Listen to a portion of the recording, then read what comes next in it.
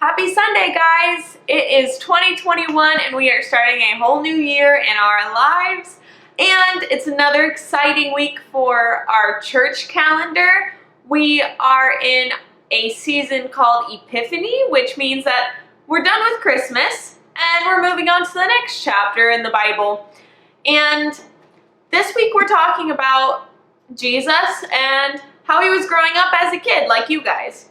So this season of Epiphany is a really short season. You know how we had 4 weeks of Advent and 4 different candles? Well, Epiphany is actually only 2 weeks. And what the word Epiphany means is well-informed or knowledgeable or enlightened, which means that basically we have a lot of understanding of ourselves. Today I'm going to read to you guys out of the Bible, so make sure to grab your favorite drink. I've got a little hot chocolate here, and enjoy the story as I read it to you, and then we'll talk about it a little bit afterwards. And maybe you don't have a cup of hot chocolate to sip while you listen to the story, but maybe you have a cool cat who will listen to it with you, or a snuggly dog. So grab whatever you'd like to listen to our story about Jesus this week, and we're going to learn about him as a child. This week's lesson is coming out of the chapter Luke, verses 41 through 52. I guess Joe did not want to listen to the lesson today. So, I'll go ahead and read it for you. Oh, by the way, it's snowing outside, so I thought I would let you guys watch the snowfall. If you didn't have a dog, a cat, or a cup of hot chocolate to listen to this story, you can watch the background and to listen to me, right? Okay, the beginning of the story starts as they found him in the temple. I'm going to go through it and then we'll talk about it. Every year, Jesus' parents traveled to Jerusalem for the Feast of Passover. When he was 12 years old, they went up, as they always did, for the feast. When it was over, they left for home. The child Jesus stayed behind in Jerusalem, but his parents didn't know. Thinking he was somewhere in the company of their neighbors, they journeyed for a whole day and then began looking for him among relatives and neighbors. When they didn't find him, they went back to Jerusalem looking for him. And just to clarify, back in the day, they didn't have any cars. They were either walking or riding camels. So it wasn't just a quick trip to Jerusalem and back in the car. It was walking miles and miles and taking hours to get from one place to another. Okay, so the next day they found him in the temple, seated among the teachers, listening to them and asking questions. The temple is kind of like the church. The teachers were all quite taken with him, impressed with the sharpness of his answers. But his parents were not impressed. They were upset and hurt. His mother said, "Young man, why have you done this to us? Your father and I have been out of our minds looking for you." And he said, "Why were you looking for me? Didn't you know that I had to be here dealing with the things of my father?" But they had no idea what he was talking about. So he went back to Nazareth with them and lived obediently with them. His mother held these things dearly deep within herself, and Jesus matured, growing up in both body and spirit, blessed by both God and people.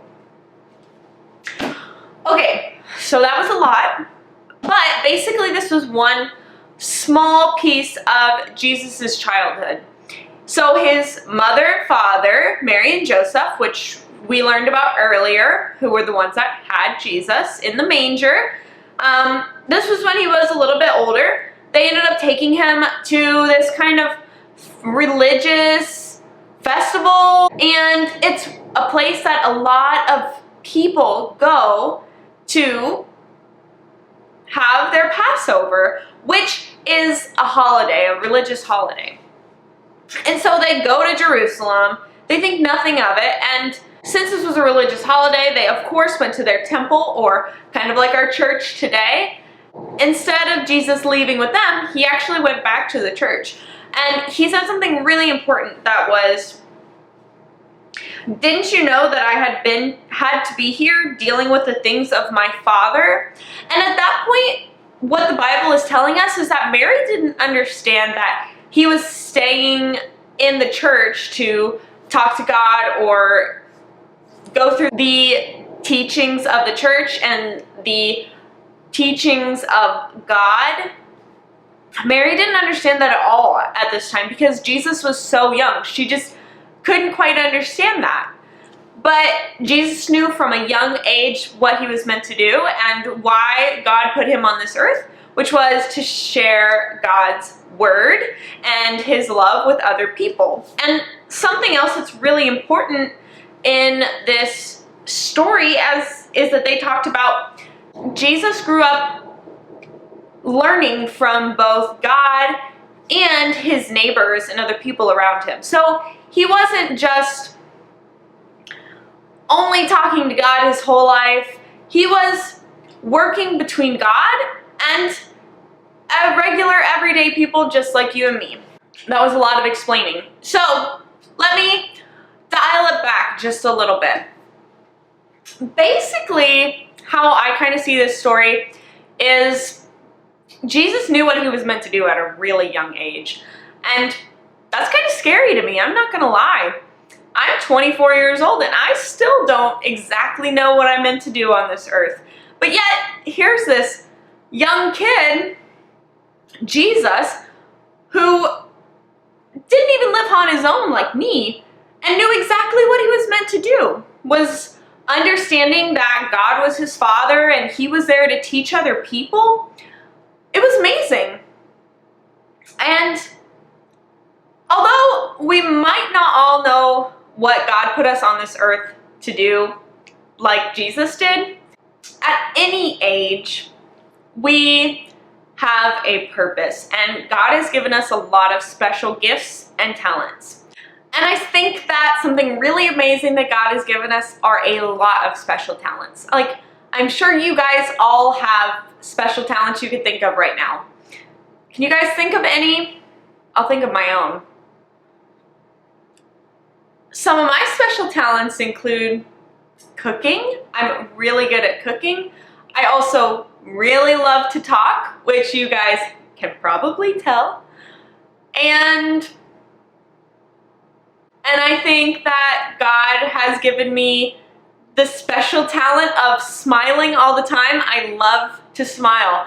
And even though we might not think that our special talents that we have in our lives are that exciting, it might just bring some joy to someone else's life and maybe bring some joy to your own life.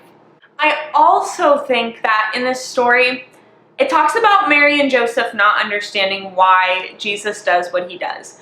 And I think that can oftentimes happen with us too.